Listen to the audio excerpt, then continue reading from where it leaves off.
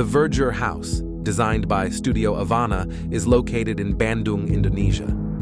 It stands out for the harmony among various elements such as natural stone, concrete, and wood, incorporating a variety of styles like industrial, traditional Japanese architecture, and modern tropical.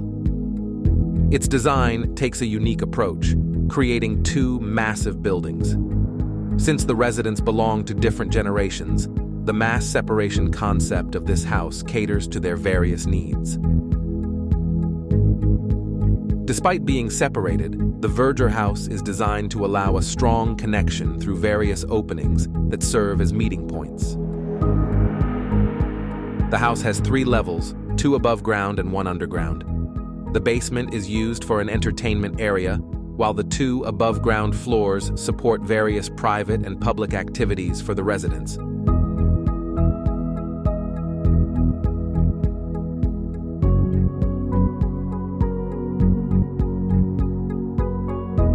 Several spacious and comfortable rooms have been designed to accommodate a variety of needs and activities, including entertaining a large group of relatives who frequently visit the house.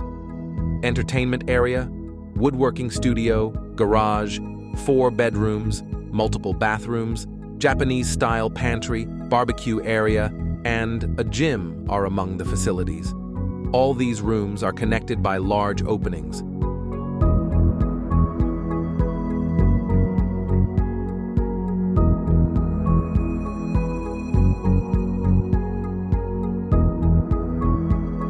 Wooden elements can be seen on the exterior of the house, at the gate, main entrance, pergola, secondary cladding, and wooden deck.